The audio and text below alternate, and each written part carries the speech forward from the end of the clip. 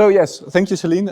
My name is Tjeerd. I'm a PhD at ETH and working on LANDSLIDE. And thanks all to indeed the people who are willing to supervise me and collaborate me, and also a special shout out to all the people who have spent really significant time to help me out in the field, such as Julius and Sebastian, and a long list of others. But my project is around this Quanda V landslide, which you can see over here in this picture, which is located here in central Switzerland. And it has been quite active over the past years, showing, for example, this recent event, but also shown by this big scarp features on top, accommodating all the displacement. Now, the main goal of my project is to develop new seismic strategies to characterize and monitor a landslide, and we have divided this in 3 sub-goals, so to say. So the first one is focusing really on the characterization of the landslide body and the interior. The second one focuses more on the monitoring the landslide dynamics over time, as well as the internal parameters and how that interacts. And the third one is a bit more on the technical side, and is focusing on integrating different observables from, for example, the distributed acoustic sensing and the nodes. Now here you see the same picture and a map, so it's around a kilometer wide, this landslide, and 1.3 kilometers long, with a relatively flat shoulder on top, and then a 30-degree slope running down into the valley. Now, I would like to briefly show you what we have installed here last summer and the data set that we're currently collecting, or also have collected last summer already. To start with the fiber optics, we have deployed several kilometers of fiber optic cable at the landslide, where the interrogator is located here at the cable car station. We then use 1.5 kilometers of dark fiber, and after that we dug a 1.6 kilometer trench, as you can also see over here, in which we deploy the forward and the backward cable. And then later on we added this 1 kilometer flag to include more orientation and have more sensitivity in multiple directions. Now, besides that, we deployed 1,000 nodes last summer, 1,000 of these STRYDE nodes, so there's someone from STRYDE sitting in the back.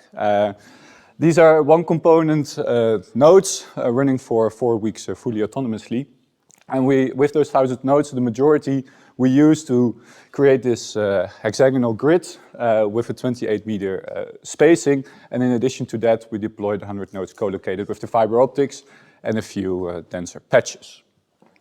Now, after having installed those sensors, we conducted many active shots, dynamite shots, with some pictures here on the right.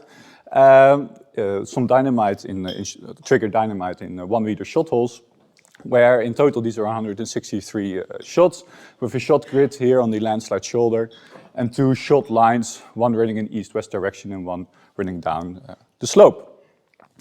Now, to conclude, kind of the data set that we have collected and are actually currently collecting at the moment. To start with the STRYDE array, the nodal array. So last summer we have collected 4 weeks of active and passive data with those nodes, and we retrieved them last August.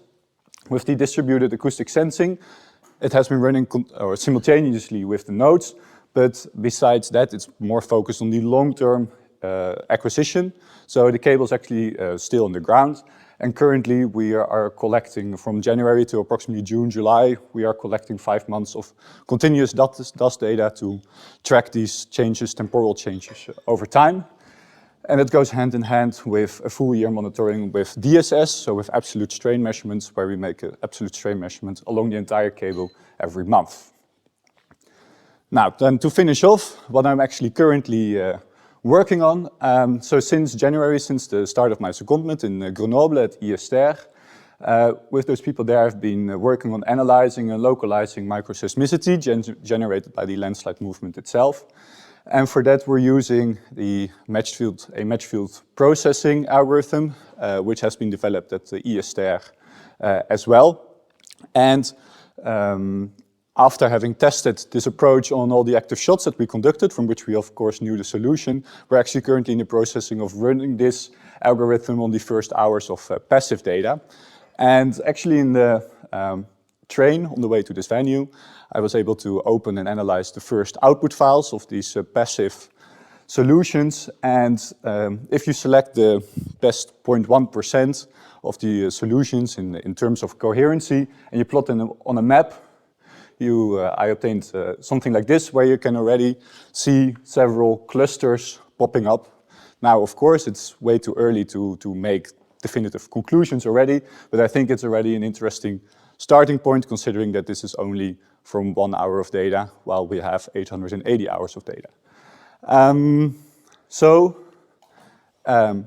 As we will be here together for a few more days, of course, I'm really happy to discuss about all this, for example, about different microseismicity localization strategies, or for example, the match field processing algorithm, but also about, for example, the opportunity and potential that you think this data set contains, as well as, for example, I'm very open to share different pieces of data. If you have several ideas or a nice idea that you would like to apply to this data and you think this data is convenient for that, then please let me know, because this data set probably contains more than I will be able to digest in my own PhD. So thanks for that. And